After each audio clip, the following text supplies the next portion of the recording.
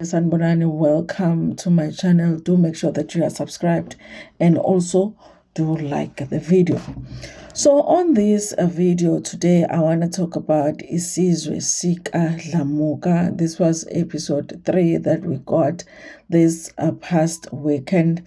And honestly, you guys, I think it's nice to actually see Umuzwa Dlamuka without the show being focused on uSiyacela and Nothando. We even had an episode where we did not see uSiyacela. We saw them in episode 1, saw them in episode 2, then we did not see them in this episode. So it's actually nice.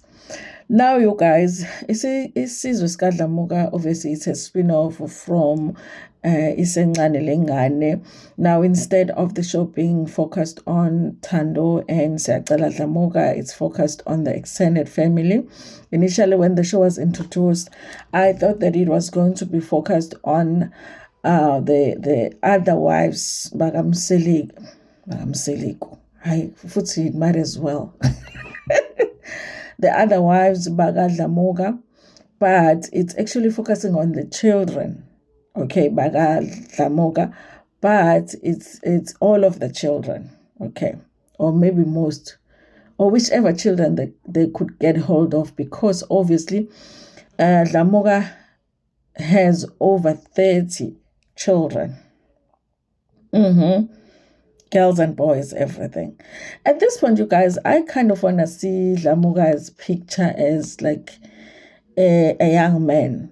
You know, ngifuna nje ukubona ubaba Dlamuka esayibhungu nje ukuthi wayinjani, because hayibo too many children.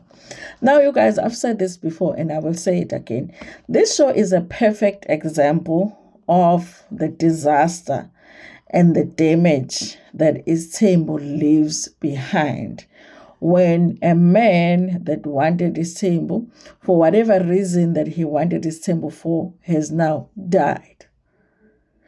This show is a perfect example of what that is like, how people are left to live after the man that created the mess is no longer around. I want to say sometimes that I am shocked by how, everything is a mess, Dlamuka, but I also feel like as umuntu okhulele emakhaya, having some relatives that had Isthembu, I feel like what I am seeing Dlamuka, I can actually say emzini othile that I know from back home, they used to live like that.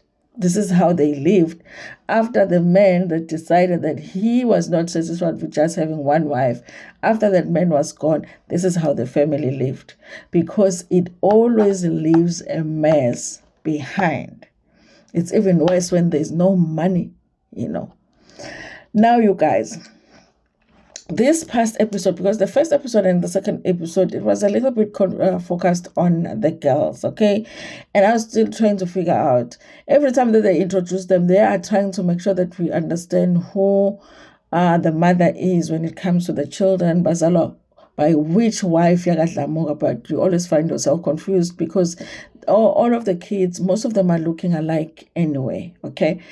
So they were focused on the girls in the first and second episode more specifically, but this third episode, it was focused on the boys. One thing, you guys, that they don't have Dlamuka is peace. They don't have peace. They don't know how to communicate. Most of those men almost look confused. They are very matured in their thinking. It's like grown boys. It's like grown little boys when they are trying to talk about issues. So it makes me feel like when there is Isthembu, the focus will be on, because of course a man is trying to prove Guti, I can take care of my family. As big as my family is, I can take care of them.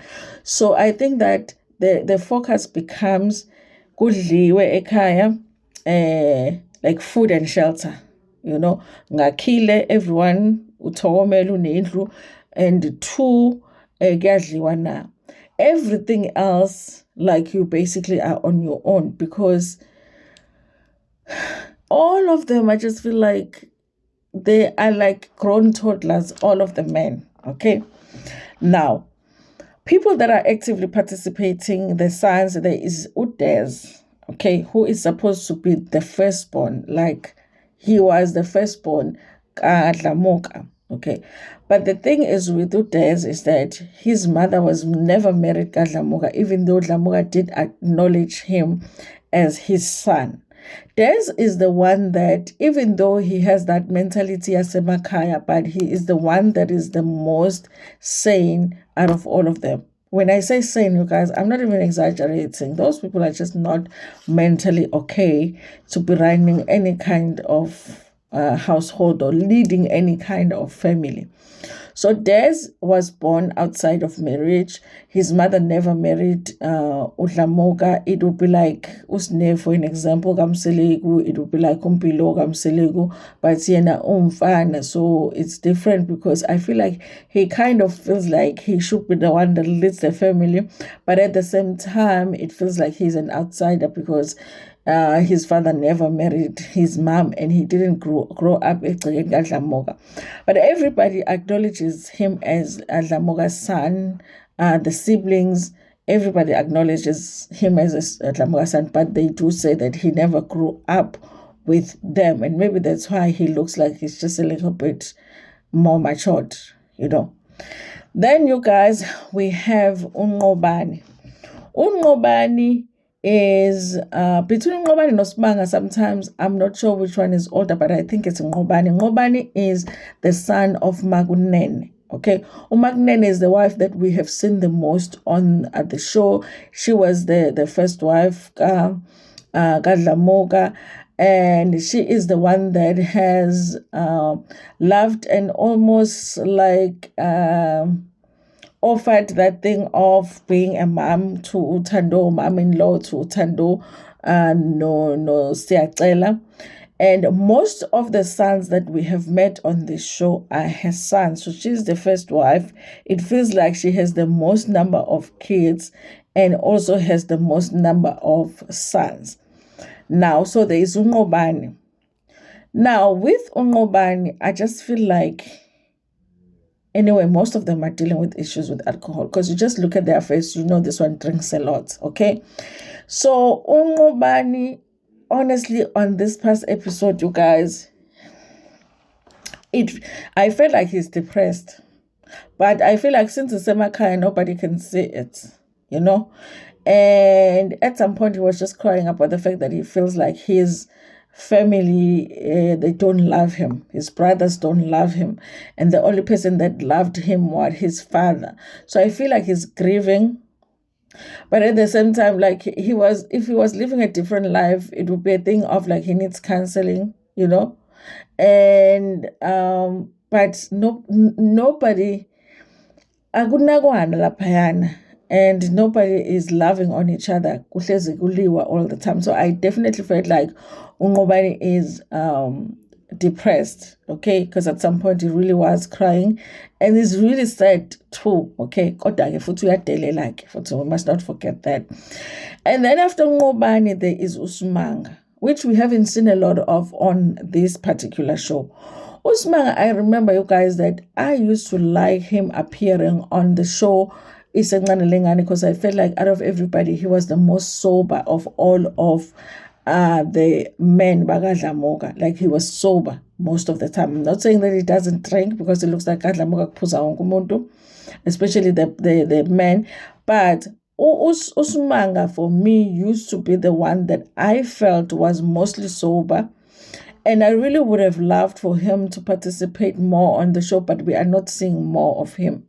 And I feel like maybe it's because he works. I don't know. Because even on the show, Kasiyacela Nothando, we will see more of him if Uthando Nosiyacela beseThekwini. You remember they will have seasons where they will spend more time at Thekwini. And I feel like I am missing Usmanga. I just want to see more of him because I just feel like out of everybody, he would be the most sober. Okay. But now we're just watching people that are drunk all the time. That for me, it looks like they might just be alcoholics too. Now, that is Usmanga. Okay, Ungqobani is married, has a wife, is married naye. uDlamuka did the same that he did to Usiyacela, which is pay lobola for him. And he does mention at some point that their father, uDlamuka, wanted to do the same for all of them, but some of them did not find wives when they were supposed to find wives so that he could pay lobola for them.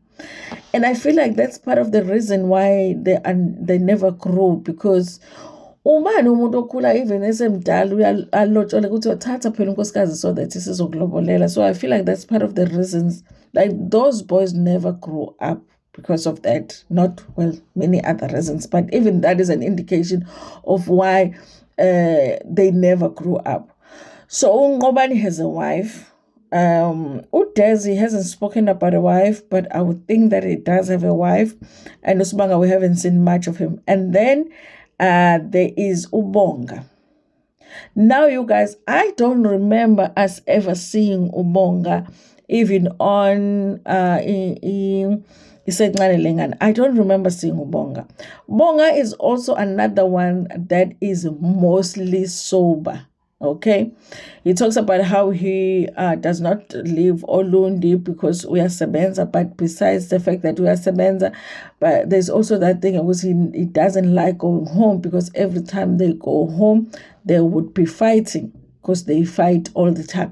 Every conversation ends in a fight. Every conversation ends in a fight, because it ends up being about who is supposed to be in charge and whose mother you belong to. Vele wena, your siblings, you are always causing trouble. Everybody is of an understanding, and I feel like they all agree that everything starts with ingane zikaMakunene. I feel like ingane zikaMakunene feel like they have more rights to be in that home because their mother was the first wife, and so the others mostly feel like the outsiders.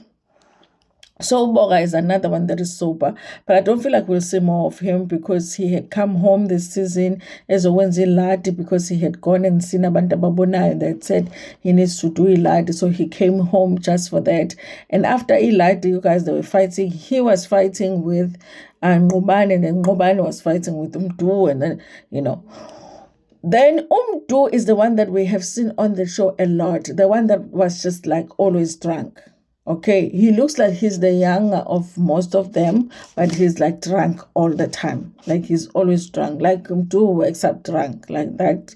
He just looks like that. Okay, nobody takes him seriously, and he also is struggling with that. With sometimes they're having conversations where he feels like he should be involved in conversations, but they are excluding him. Even his brothers, the brothers that are from the same mother as him, they treat him like that. Now, you guys, watching this episode, I remembered that there is a season of Isencane Lengane where we watched them bediliza indlu. There was a house that they basically had to break apart, because somebody had committed suicide in that house. So they had taken their life in that house. So one of the sons that we had not seen on the show had taken his own life. So, and I feel like the way that they live, I can see how somebody can come to that conclusion, because guys, like Dlamuka, it's like, what the hell is going on? Because now Dlamuka is late. Now they all have to fend for themselves, but he left everybody again. The sons with the wives like again, his multiple wives like again. Everybody is struggling to make a living, but at the same time, everybody is fighting to say, I'm the one that has the right to be here, but I'm looking at that home like, but what are you fighting for? Umuzi uma unganakiwe when you feel like ngathi mhlawumbe akusashanelwa ngisho ukushanelwa. So some of the houses look like that. I was looking at indlu abelele kuyona umdu at some point, and I was like, this really just doesn't look good. Okay, so the conversation this time was about that. I think there's a back there's going to be that back and forth when it comes to who is supposed to be in charge, because there's the son that is the firstborn, but outside of a marriage feels like he should be the one that should be consulted when things are done. Gadlamoga and Ngobani had gone and changed the title deed. I did not know that Olundi they do have title deeds for Izindlu Zabo, Lezi Zasemakhaya, but apparently he had gone and changed the title deed. Ukuthi bize yena, and Udez has an issue with that. So I think we're just going to watch that. Honestly, for me, I feel like I watch something that I know. I feel like I'm watching something that I've seen in some of the families from back at home, especially Stenjini, Velhlezik Bangwa. There's always going to be someone and then low better. The other one was mostly loved by the father and all of that, because everybody agrees Usaqela was the favorite. Like most people at Stenjini feel unloved, because at the end of the day, it's very difficult for a man to love every single one of the wives that they have equally. And also when the children come, it's hard for him to do the same for the children. Okay, no matter how, it's better when he is still alive. It's better when he is still alive. When he is gone, it becomes a mess. Isthembu does not exist after a man is gone. Those people, yes, they will have the same surname, but it will be very difficult for them to live as a family like a man would be intending, because he's no longer around. So he's no longer around to pull everybody, to the same place. You need to come, you need to be here, you need to do this. Once that man is gone, he leaves a mess. He leaves people that are depressed. He leaves people that are feeling unloved. He leaves people that never got enough love from their own father. So this show, you guys, is a perfect example of a mess that a man leaves behind after esesithathile isithembu wa-enjoya, wa-recognized by communities ukuthi yena uyindoda yesithembu, can take care of multiple wives and all of that. Once he is gone, this show is a perfect example of a mess that Isthembu leaves behind.